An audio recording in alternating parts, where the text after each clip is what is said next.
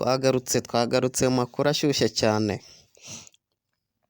Biravugwa kandi biremezwa yuko M23 ejo tariki 11 z'ukwezi kwa gatatu 2024 yakiriwe nka Mesiya cyangwa se nk'umucunguzi mu mujyi wa Gicumbi. Muti ese byagenze bite? Ubwo M23 intare za Sarambwe zasesekaraga i Gicumbi hano muri Kivu y'Amajyaruguru muri Repubulika Iharanira Demokarasi ya Kongo, nyuma yo kuhatsinda no kuhimura abasirikare ba Wazalendo na FARDC ndetse na koalisiyo yose bafatanyije, ariko ntago habereye urugamba rukomeye cyane nk'uko amakuru atugeraho. Hanyuma abaturage bakaba barakiriye neza intare za Sarambwe nyuma y'uko bari bamaze igihe kinini bagirirwa nabi n'indi mitwe yitwaje intwaro, kuko leta ya RDC itari bitayeho.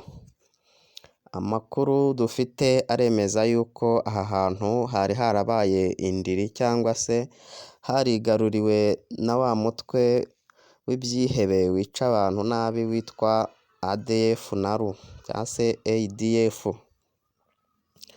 Ayo makuru aratubwira neza yuko hari hashize imyaka irenga 17 nta musirikare wa leta ugera aha hantu, nta muyobozi, mbese leta abaturage batazi ibyo ihugiyemo, batanazi ibyo ikora, bameze nk'abari ku kirwa ntacyo bamenya mu bijyanye n'igihugu cyabo, ahubwo bamerewe nabi.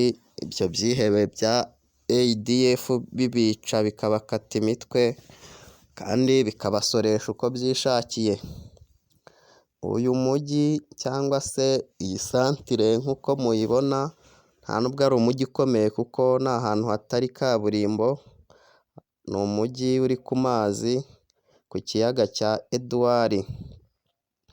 Bivuze ngo ni mu majyaruguru ukomeza uzamuka mu majyaruguru ya za Rucuru uzamuka. Ubu ngubu M23 ikaba ifungiye hano ku iki kiyaga cya Edouard kigabanya igihugu cya Repubulika Iharanira Demokarasi ya Kongo hamwe n'igihugu cy'Ubugande. Ubwo turakomeza gukurikirana amakuru turebe niba izi ntare za Sarambwe ziza gukomeza zikava aha ngaha Gicumbi, zikaba zimaze kuyifata nyuma y'uko zafashe aha Rwindi, naho ngo zahafashe zitarwanye kuko ni ahantu nyine leta itikozaga hatabaga abasirikare, hari haratereranwe. Nyuma yo gufata aha Rwindi na Kanyabayonga aha ngaha murahabona, ikaba yerekeje hano ikaza igafata uyu mujyi wa Gicumbi uri ku kiyaga, ku nkengero z'ikiyaga cya Edouard. Ukaba ari umujyi ngo washinzwe n'abarobyi kuko uri ku kiyaga, ukaba ugaragaramo amafi menshi ndetse n'abantu benshi b'abarobyi. Hanyuma rero ubwo turakurikirana amakuru tumenye nimba nyuma yo gufata uyu mujyi bari buze gukomeza bakazamuka n'aha hose tubona za Kamande, Muringa, Kasebe, aha hose mu majyaruguru barikomeze kuzamuka bagana Butembo ndetse na Beni, kuko ariho intara ya Kivu ya ruguru irangiriye cyangwa se Province du Nord Kivu. Murabona ukomeje kuzamuka aha iruhande rw'ikiyaga cya Edouard niho hagiye hari amasantire nk'aya ya Rubero, Musienene ndetse n'aha ngaha za Rukanga, ugakomeza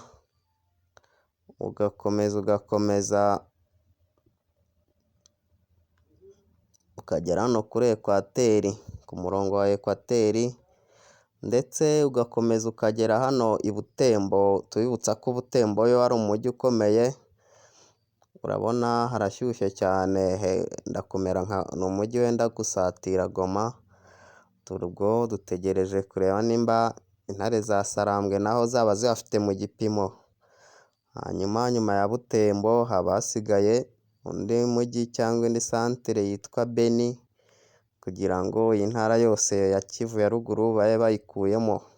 Amakuru dufite aravuga ko M23 imaze gufata aharenga 1/2 muri Kivu ya ruguru cyangwa mu ntara ya Kivu ya ruguru, ubwo rero turareba niba bari bukomeze gukuramo ibitundi duce kugira ngo iyi ntara yose bayifate.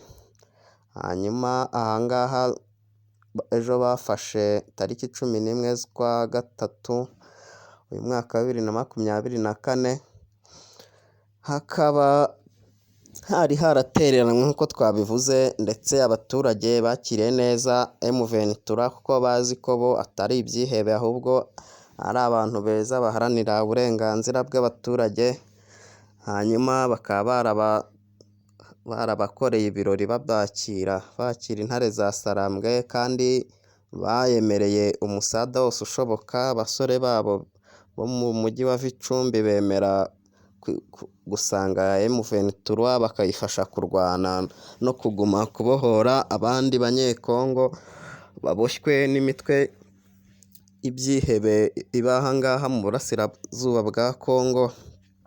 Nk'uko amakuru agenda abivuga, iki gice cy'uburasirazuba bwa Kongo ni ahantu leta yatereranye ititayeho, uretse wenda nk'umujyi wa Goma, ariko ahandi hose bahafata nko mu mashyamba no mu birombe by'amabuye y'agaciro, ntago bahitaho ngo babarinde. Niho usanga imitwe myinshi y'iterabwoba yirirwa yica abaturage, abandi ikabambura ibyabo uko yishakiye ibasoresha imitwe. Hakaba havugwa ko haboneka imitwe yitwaje intwaro irenga 500 muri izi ntara ebyiri zonyine, Kivu ya ruguru na Kivu y'epfo. Abaturage bari barabuze uko babigenza, barabuze uwo baregera, hanyuma bakaba babonye umucunguzi ari we M23, bakaba barimo bamushimira, ndetse